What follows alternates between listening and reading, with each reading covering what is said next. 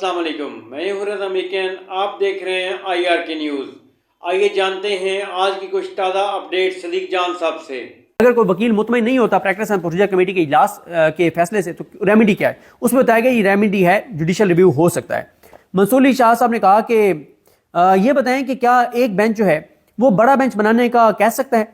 तो सलाउद्दीन साहब ने कहा कि कह सकता है और कमेटी उस पर इनकार नहीं कर सकती। और ये इसलिए वो बात कर रहे हैं कि क्योंकि कुछ सवालात ऐसे उठे जिसमें फिर उन्होंने सलाउद्दीन साहब ने कहा भी सही कि आप जो है वो एक फुल कोर्ट इसके ऊपर बनाएं, क्योंकि ये जो मामला है ये किसी एक जज का मामला नहीं है, ये हर जज का मामला है, ये हर बेंच का मामला है, इसलिए आप इसके ऊपर फुल कोर्ट बनाएं।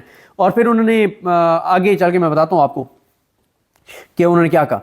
उन्होंने कहा कि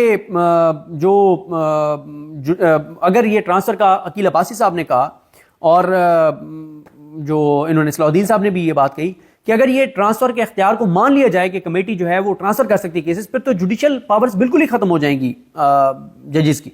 फिर उसके बाद यानी जुडिशल पावर से मुराद है कि ओपन कोर्ट में बैठ के वो केस सुन के अगर कोई ऑर्डर करेंगे और वो ऑर्डर नून लीग के, पीपल्स पार्टी के, शरीफ खानदान के खिलाफ है, इस निज़ाम के या इस निज़ाम के कुछ इदारों के खिलाफ है, तो फिर याहिया अफरीदी साहब तो सारा दिन बैठ के यही करते रहेंगे, ओहो शाहिद वहीद ने कोई रिमार्क्स दे दिए, इससे केसेस ट्रांसफर करो, ओ अतर मिनल्ला ने कोई रिमार्क्स दे दिए, इससे केसेस ट्रांसफर करो, आयशा मलिक ने को इससे केसेस ट्रांसफर करो, मंसूर अली शाह से ट्रांसफर करो, मुनीब अख्तर से ट्रांसफर करो। ये तो सारा दिन बैठ के याहिया अफरीदी साहब को यही काम करना पड़ेगा कि अगर बेंचों से रिमार्क्स आने लग जाए हुकूमत के खिलाफ, तो याहिया अफरीदी साहब तो फिर और कोई काम कर ही नहीं सकते सिवाय केसेस ट्रांसफर करने के, घुड़सवारी के या गोल्फ खेलने के, और तो वो कोई काम नहीं कर सकते। या वो ज़ाहिर हफ्ते में एक दो चक्कर लगाया करेंगे जो पहले भी वो लगाते हैं, और उनको जहां वो जाते हैं तो उनको सदर पाकिस्तान का जो प्रोटोकॉल होता है वो दिया जाता है। यानी सदर पाकिस्तान का जिस तरह से स्क्वाड होता है, गाड़ियां होती हैं, प्रोटोकॉल होता है, सिक्योरिटी होती है, उसी तरह से मामला जो हैं वो याहिया अफरीदी साहब को प्रोटोकॉल दिया जाता है। उसके बाद अकील अब्बासी साहब ने बड़ी इंपॉर्टेंट बात की। उन्होंने कहा कि अगर हमने कुछ और सवालात किए तो ये केस शायद हमसे भी वापस ले लिया जाएगा, इसलिए इन चीज़ों को छोड़ दें।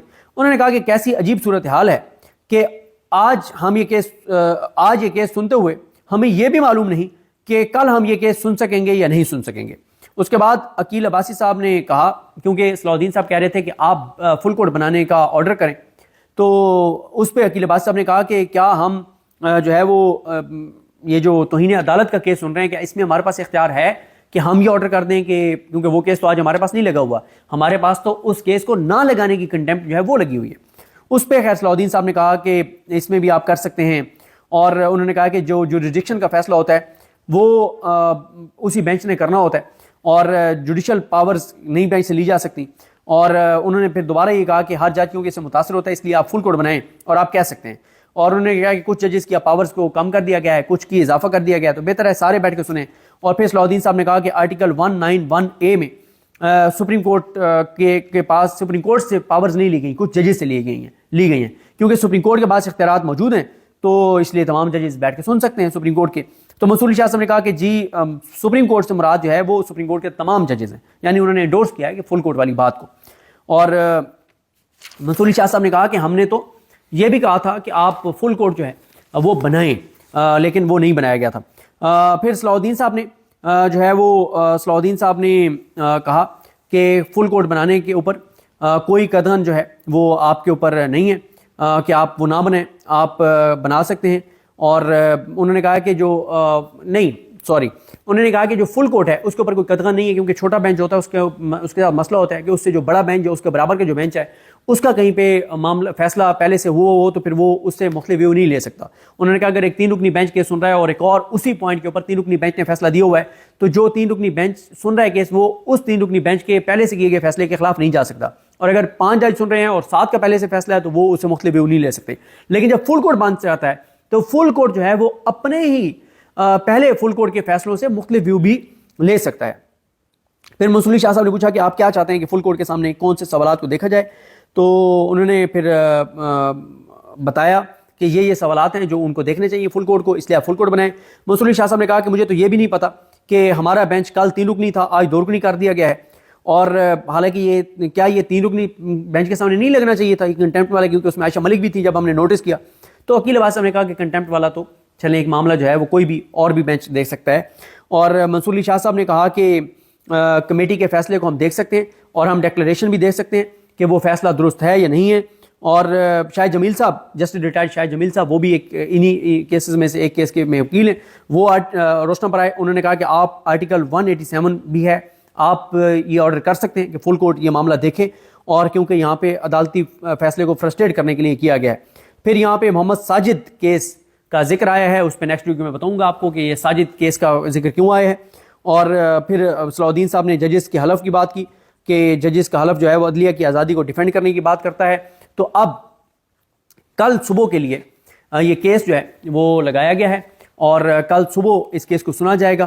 اٹارنی جنرل کو بھی نوٹس ہوا ہے, جو عدالتی معاون مقرر کیے گئے ہیں حامد خان صاحب اور منیر ملک صاحب, وہ بھی جو ہے وہ بھی دلائل دیں گے, اور کل اس حوالے سے جو ہے وہ فیصلہ آ سکتا ہے. میں صرف یہ دیکھ رہا ہوں کہ کوئی پوائنٹ جو ہے وہ ایسا رہ تو نہیں گیا جو کہ میں نے مس کیا ہو. تو بہرحال جی یائی افریدی صاحب کے لیے مشکلات بڑھ رہی ہیں. ان کا لگایا ہوا جو رجسٹرار ہے اس کا جھوٹ پکڑا گیا ہے, اس نے کہا جی ہم سے غلطی ہوئی اور ہم نے اس لیے نوٹ بھیجا, اس میں غلطی کی کوئی بات نہیں تھی.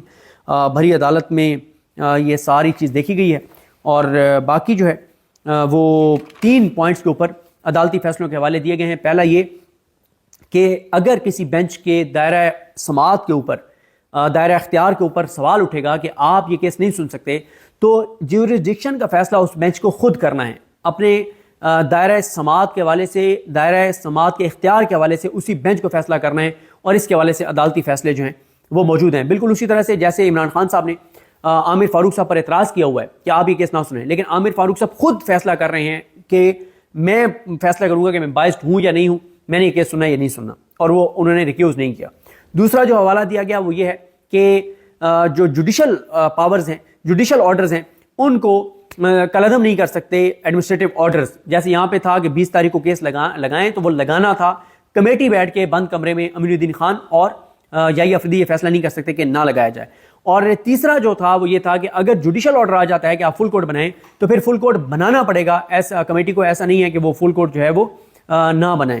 اور یہ بھی سارا سامنے آ گیا کہ 16 کو جب اس بینچ نے آرڈر کیا, تو 17 تاریخ کو یائی افریدی صاحب اور امین الدین خان صاحب, پھر امین الدین خان صاحب, جمال خان مندوخیل صاحب اور محمد علی مظہر صاحب اسی کام میں لگے رہے بند کمروں میں کہ یہ کیسز واپس لیں منصور علی شاہ سے اور ادھر لگائیں. اگر کوئی وکیل مطمئن نہیں ہوتا پریکٹس اینڈ پروسیجر کمیٹی کے اجلاس کے فیصلے سے, تو ریمیڈی کیا ہے, اس میں بتایا گیا یہ ریمیڈی ہے جوڈیشل ریویو ہو سکتا ہے.